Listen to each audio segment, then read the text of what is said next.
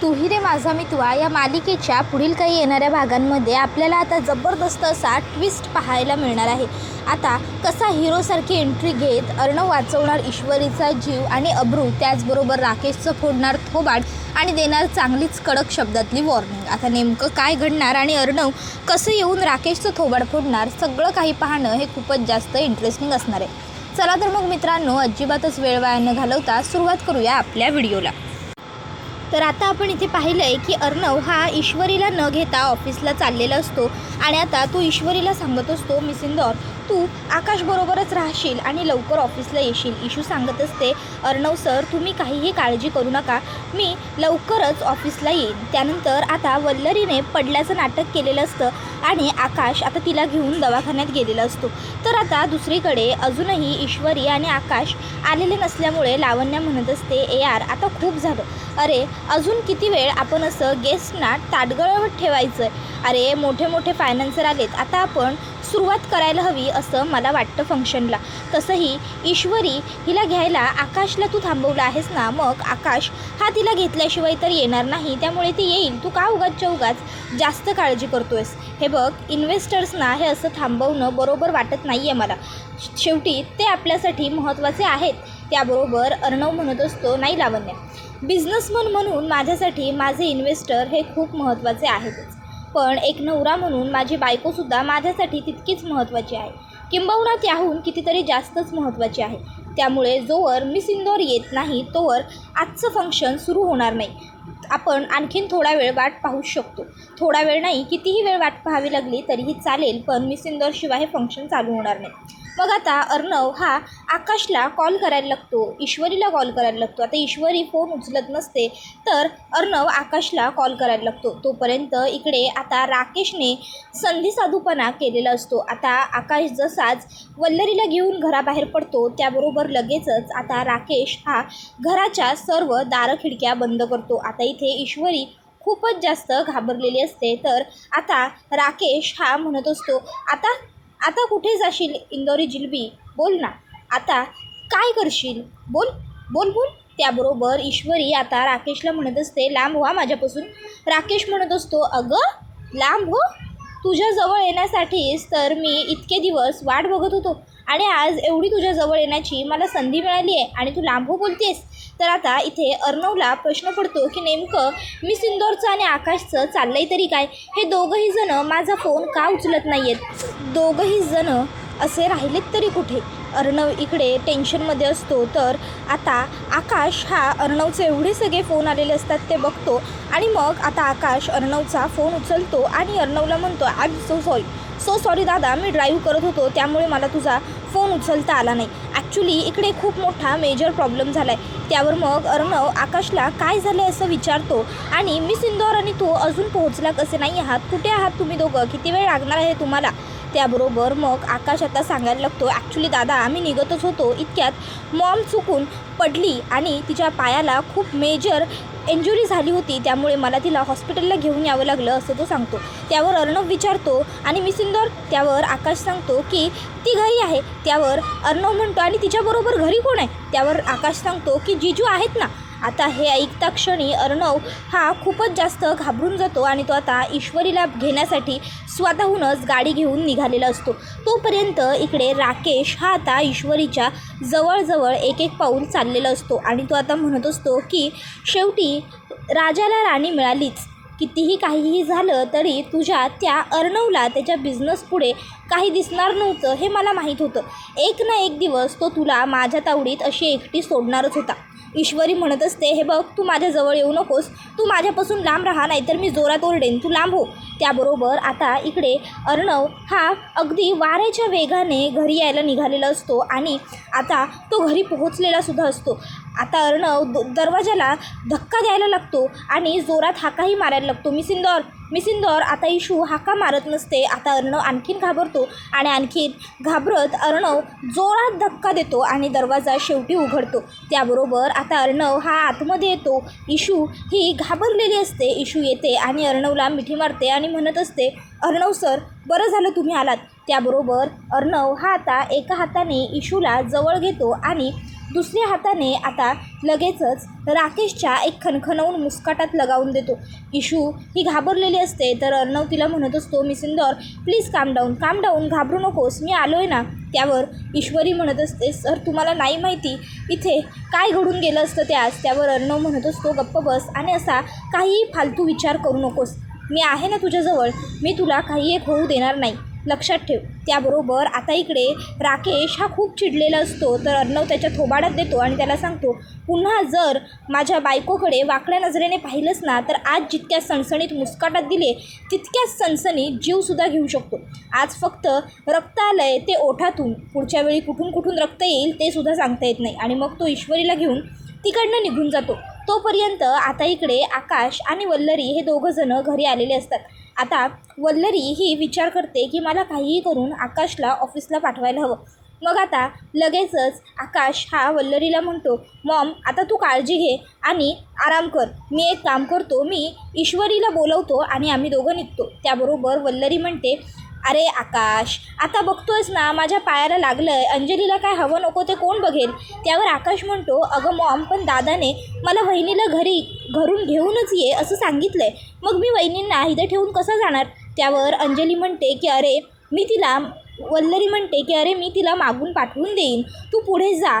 आणि तसंही थोडाफार पाठीपुढे झाल्याने काही फरक पडत नाही, ती कुठेच एवढी महत्त्वाची आहे त्या इव्हेंटसाठी. त्यावर आकाश म्हणतो, मॉम दादाने, त्याबरोबर वल्लरी म्हणते, हो कळलं हां, तुझ्या दादाने सांगितलं आहे तुला तिला घेऊन ये, सगळं मला मान्य आहे, पण तुझ्याच दादाची बहीण गरोदर आहे की नाही, मग त्याच दादाच्या गरोदर बहिणीचं करण्यासाठी मी घरी थांबले होते, पण आता माझ्या पायाला चुकून लागलं, मग मला झेपणार नाही तिचं करणं, तिला काही हवं नको ते बघणं, कमीत कमी तेवढा वेळ तरी तुझ्या दादाच्या बायकोला घरी थांबू देत की नाही, तिला काही हवं आहे नको आहे विचारायला. आता ती झोपून उठेल, जर तिला काही हवं असेल काही खायचं असेल तर कोण देईल. मग आकाश म्हणतो, बरं ठीक आहे, पण तू नक्की तिला लवकर पाठव, मी निघतो. आणि तो तिकडनं आता निघून जातो. त्याबरोबर आता इकडे लगेचच लावण्या ही वल्लरीला कॉल करते आणि वल्लरीला आता ती विचारायला लागते, मामी आपल्या प्लॅनचं काय झालं. ती मिडल क्लास ईश्वरी ऑफिसला आलेली नाही आहे ना आणि येणारही नाही आहे ना. त्यावर वल्लरी म्हणते, नाही मी तिला ऑफिसला येऊच देणार नाही, मी आत्ताच आकाशलासुद्धा घरून ऑफिसला पाठवून दिलेलं आहे, काहीही झालं तरी मी त्या मिडल क्लासला इथे येऊ देणार नाही. तर आता इथे अर्णव हा ईश्वरीला घेऊन त्या ठिकाणी आलेला असतो. आता ईश्वरीला तिथे बघून लावण्याला खूप मोठा धक्का बसतो.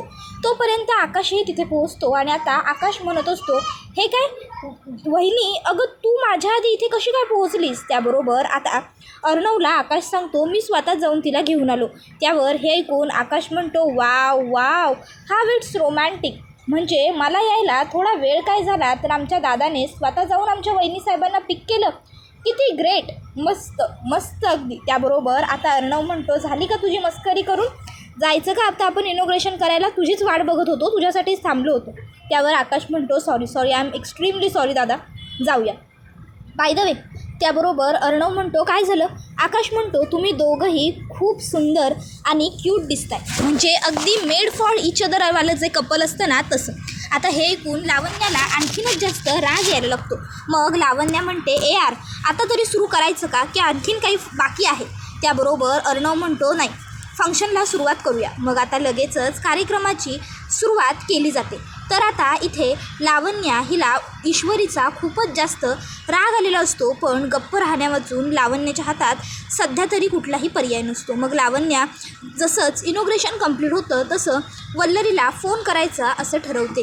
तर आता इकडे वल्लरी ही ईश्वरीला खोलीच्या बाहेरच पडता यायला नको असा विचार करते आणि जाते आणि थेट ईश्वरीचा खोलीचं दार जे बंद असतं ते लॉक करून घेते आणि म्हणत असते, आता किती वेळ बसायचा आहे तेवढा वेळ बस तशीच खोलीत, कारण आता तुला इथून बाहेर काढायला कोणीसुद्धा येणार नाही आहे, कोणीच नाही. आणि अर्णव हा आता लावण्याबरोबरच इनॉग्रेशन करणार. चला माझ्या आकाशला प्रॉपर्टी मिळण्याची वाटचाल हळूहळू सुरू झाली खरी, असं आता वल्लरी मनातल्या मनात म्हणत असते. त्यानंतर आता इकडे लावण्या ही वल्लरीला कॉल करते आणि सांगायला लागते घडलेला प्रकार. तर इकडे आता इशू आणि अर्णव हे दोघं मात्र खूपच जास्त खुश असतात. सगळेजण त्यांच्या जोडीचं कौतुक करत असतात. मेड फॉर इच अदर आहात असं म्हणत असतात आणि हे सगळं ऐकून अर्णवला खूपच जास्त आनंद होत असतो, तर इशूलासुद्धा छान वाटत असतं. तर वल्लरीने मामीला आता ईश्वरी तिथे आल्याचं सांगितल्यावर मग मामी म्हणते 22 वर्षांपूर्वी जे घडलं होतं आज तोच पुन्हा प्रसंग घडवावा लागेल. इतिहासाची पुनरावृत्ती होते असं ऐकलं होतं, पण आज खरोखर होणार. लावण्या म्हणते म्हणजे मामी नेमकं तुम्हाला काय म्हणायचं आहे? त्यावर वल्लरी म्हणते ते सगळं तू सोड, तू फक्त एवढं लक्षात ठेव, प्लॅन ए फ्लॉप झाला तर प्लॅन बी माझा रेडी आहे. त्यावर लावण्या म्हणते म्हणजे मामी नेमकं आता आपण काय करायचं आहे? त्यावर मग वल्लरी तिला काय करायचं ते सांगते. मग लावण्या म्हणते ठीक आहे. आणि मग आता वल्लरीने सांगितल्याप्रमाणे ती प्लॅनला सुरुवात करते. अर्णव एक महत्त्वाची फाईल आणण्यासाठी केबिनमध्ये गेलेला असतो त्याच्या, आणि जाताना त्याने इशूला ही गोष्ट सांगितलेली असते की मी 10-15 मिनटात आलो. आता 10-15 मिनटं, 20 मिनटं, अर्धा तास होत आलेला असतो, तरीही अजून अर्णव आलेला नसतो. ईश्वरीच्या मनामध्ये आता वेगवेगळे प्रश्न यायला लागतात की यांना एवढा वेळ का लागला? मला तर 10-15 मिनटात येतो असं म्हणून गेले होते, बघायला हवं. मग आता ईश्वरीबरोबर जे लोक बोलत असतात, ईश्वरी त्यांना म्हणते एक्सक्यूज मी आलेच. त्याबरोबर लगेचच आता ती लोकं म्हणतात येस शुअर. मग आता ईश्वरी तिकडनं अर्णवच्या केबिनकडे जायला निघालेली असते. तोपर्यंत इकडे लावण्या ही बरोबर संधीसाधूपणा करायला लागते आणि आता ती अर्णवसाठी कॉफी घेऊन आलेली असते. अर्णव फाईल शोधत असतो, तर लावण्य त्याला म्हणते ए यार अरे तू दमशील, तू बस, मी आली आहे ना आता, मी तुला हेल्प करते. तसंही ती फाईल मी ठेवली आहे. त्याबरोबर अर्णव म्हणतो thank you very much Lavanya, please बघ ना ती फाईल कुठे. आज आपल्याला ती फाईल दाखवायची आहे मीडियासमोर. मग लावण्या ती फाईल शोधण्याचं नाटक करायला लागते आणि अर्णवला म्हणते ए यार अरे तोपर्यंत तू कॉफी घे ना, कॉफी थंड होईल, तसंही तू दमलायस. त्यावर अर्णव आता कॉफी पित असताना 2-3 झिप मारल्यावर अर्णवला नशा होते. आता अर्णवला नशा झाल्यावर लावण्या ही आता अर्णवच्या जवळ जाण्याचा प्रयत्न करू लागते. आता लावण्या अर्णवच्या जवळ जाते आणि आता ती अर्णवला किस करणारच असते. तोपर्यंत त्या ठिकाणी ईश्वरी पोहोचते. ईश्वरी अर्णवला स्वतःच्या जवळ खेचते आणि लावण्यापासून दूर करत आता ती स्वतः ईश्वरी लावण्या आणि अर्णवच्या मध्ये उभी राहते. आता ईश्वरी अशी मध्ये आलेली बघून लावण्याला खूपच जास्त राग येतो. लावण्य म्हणते हे युग मिडल क्लास. त्याबरोबर ईश्वरी आता लावण्याला एक खणखणवून मुस्काटात लगावून देते आणि तिला तिची लायकी दाखवत म्हणते लायकीत राहायचा, लायकी सोडली की हे असंच होतं. जेव्हा बायको असताना बाहेरची बाई हा असा फालतू प्रयत्न करणार ना, तेव्हा हा असाच मुस्काटात वाजवला जाणार. समजलं ना? तुम्हाला काय वाटलं माझ्या नवऱ्यावरती लक्ष नाही आहे, तुम्ही काहीही कराल आणि मला कळणार नाही का? एक गोष्ट लक्षात ठेवा लावण्या मॅडम, तुम्ही जरी आत्ता काहीही केलं असतं ना तरी माझ्या नवऱ्यावरती पूर्ण विश्वास होता. माझा नवरा जो तुमच्याकडे ढुंकूनही बघत नाही तो तुमच्या जवळ येईल असं मला वाटेल, असं वाटलं होतं तुम्हाला. त्याबरोबर लावण्या म्हणत असते एट यू. त्याबरोबर ईश्वरी म्हणते पुरे शहाणपणा पुरे झाला तुमचा, आता इकडनं निघण्यातच तुमचं भलं आहे. नाही म्हणजे थांबायचं असेल तर थांबा इकडे, मी सिक्युरिटी गार्ड बोलून तुम्हाला धक्के मारूनसुद्धा इकडनं बाहेर करू शकते. बघायचं आहे का तुम्हाला? नाही काय आहे ना, तुम्ही ज्या कंपनीत उभे आहात त्या कंपनीची मी मालकी नाही, माझ्या नवऱ्याची कंपनी आहे ही. विसर पडत नाही आहे ना तुम्हाला? सात्विक फॅशन, माझ्या सासूच्या नावावरून नाव ठेवलं आहे, सात्विकावरून सात्विक, कळलं ना? त्याबरोबर आता लगेचच लावण्या म्हणते तू. त्याबरोबर ईश्वरी म्हणते निघताय ना की खरंच गार्ड बोलू? मग लावण्या आता तिकडनं ताबडतोब निघते. त्याबरोबर आता इथे ईश्वरी ही लगेचच अर्णवला खुर्चीवरती बसवते, पाणी पाजायला लागते आणि म्हणत असते अर्णव सर अहो काय होतं आहे तुम्हाला? अर्णव सर माझ्याकडे बघा, डोळे उघडा अर्णव सर. त्याबरोबर अर्णव आता ईश्वरीकडे बघायला लागतो आणि आता तो म्हणत असतो मिस इंदौर. आता अर्णव नशेत असल्यामुळे अर्णव हा ईश्वरीला म्हणणार असतो मिस इंदौर इतक्यात आता तिकडे आकाश येतो आणि आकाश म्हणतो दादा अरे कधीपासून फाईल शोधायला आलायस, तू इथेच बसून राहिलास वहिनी. त्याबरोबर आता आकाश तिकडे ईश्वरी आणि अर्णवला जवळ बघतो आणि मग म्हणतो I am really very sorry, म्हणजे मी तुम्हाला तुमच्या पर्सनल टाईममध्ये डिस्टर्ब तर नाही केलं ना? नाही तसं असेल तर मी निघतो, फाईल आज नाही मिळाली तरीही चालेल. त्याबरोबर आता लगेचच ईश्वरी आकाशला म्हणते अहो आकाश सर असं काय करताय, या तुम्हाला वाटतंय तसं काही नाही आहे. त्यावर आकाश म्हणतो सॉरी मी असं मध्येच यायला नको होतं. बाय द वे दादा हा असा का दिसतोय? दादाने ड्रिंक केल्यासारखं वाटतंय. त्याबरोबर आता ईश्वरी ही लगेचच म्हणायला लागते की ड्रिंक नाही तुम्हाला वाटतंय तसं काही नाही आहे. अहो ॲक्च्युली कुणीतरी मुद्दामूनच त्यांच्या ज्यूसमध्ये मे बी ड्रिंक मिक्स करून त्यांना प्यायला दिलं आहे. काळजी करू नका तुम्ही, मी आहे ना, मी बघते त्यांच्याकडे. हां, तुम्ही एक काम करा, तुम्ही कुठली जी फाईल घ्यायची आहे ती घ्या आणि जा बाहेर. नाही म्हणजे काय आहे, बाहेर सगळी लोकं थांबली आहेत ना, उगाच लोकांचा खोळंबा व्हायला नको. तुम्ही बाहेर सगळं व्यवस्थित मॅनेज कराल ना आकाश सर. त्याबरोबर आकाश म्हणतो, वहिनी अगं पण इथे दादा. त्याबरोबर ईश्वरी म्हणते, त्यांची काळजी तुम्ही करू नका, मी आहे ना इथे त्यांच्याजवळ, मी त्यांची व्यवस्थित काळजी घेईन. नंतर मग इव्हेंट संपला की आपण त्यांना घेऊन थेट घरी जाऊ. त्याबरोबर आकाश म्हणतो, वहिनी तुला नक्की मॅनेज होईल ना दादाकडे बघायला. त्यावर ईश्वरी म्हणते, हो मी सगळं व्यवस्थित मॅनेज करेन, फक्त बाहेरचं इव्हेंट तुम्ही व्यवस्थित सांभाळाल. त्याबरोबर आकाश म्हणतो, हो वहिनी, बाहेरच्या प्रोग्रामची तू काही काळजी करू नको, काय कसं इव्हेंटचं बघायचं ते मी बघतो. त्याबरोबर इकडे लावण्याला मात्र खूपच जास्त राग आलेला असतो ईश्वरीचा. लावण्या म्हणत असते, आज सगळं सक्सेसफुल झालं असतं, आज AR कायमचा माझा झाला असता, पण ती मिडल क्लासमध्ये आली आणि तिने सगळ्या माझ्या प्लॅनची वाट लावली. आज जर ती मुलगी मध्ये आली नसती तर AR आणि मी, फक्त आम्ही दोघं आणि आयुष्य पुढचं आम्ही दोघंच. त्या मिडल क्लासला मी सोडणार नाही जर तिला जन्माची अद्दल घडवली तर मी सुद्धा नावाची लावण्य देशमुख नाही. तर दुसरीकडे आता आकाश हा ईश्वरीला म्हणतो, ठीक आहे मग तू दादाकडे बघ, मी बाहेर गेस्टकडे बघतो, ऑल द बेस्ट. आणि मग आता आकाश हा ताबडतोब तिकडनं फाईल घेतो आणि निघतो. आकाशला वाटत असतं की आता ईश्वरी आहे म्हटल्यावर आपल्याला काही दादाची काळजी करण्याची गरज नाही आहे. तर आता इथे इशू ही अर्णवला म्हणत असते, अर्णव सर मघाशी तुम्ही काय म्हणत होतात, आय. त्यावर आता अर्णव तोपर्यंत विसरूनही गेलेला असतो, त्याला आय लव्ह यू म्हणायचं असतं ते. आणि आता अर्णव म्हणतो, मी आय ॲम ओनर ऑफ सात्विक फॅशन. त्यावर इशू म्हणते, नाही हो, हे म्हणत होतात का तुम्ही मगाशी मला. त्यावर अर्णव म्हणतो, yes I am owner of सात्विक फॅशन. आणि आज इथे माझ्या एवढ्या मोठ्या ब्रँडचं आज प्रमोशन आहे ना मिस इंदोर इथे. अगं आपलं कलेक्शन लॉन्च होतो आहे, आपण इथे काय करतो आहे, चल बाहेर. त्यावर इशू अर्णवला म्हणते, नाही नको बाहेर नको, आपण इथेच थांबूया. त्यावर अर्णव म्हणतो, नाही मला बाहेर जायचं आहे. आणि अर्णव आता तिकडनं उठत असतो, तर त्याला थांबवण्याकरता ईश्वरी पुढे सरसावते आणि ईश्वरीचा पाय साडीमध्ये थोडा गुंतवतो. आणि ईश्वरी आणि अर्णव हे दोघंजणं एकमेकांच्या खूप जास्त जवळ आलेले असतात. थोडक्यात काय, वल्लरी आणि लावण्याचा प्लॅन A प्लॅन B दोन्ही फ्लॉप झालेला असतो आणि ईश्वरी आणि अर्णव हेच दोघं पुन्हा एकदा जवळ आलेले असतात.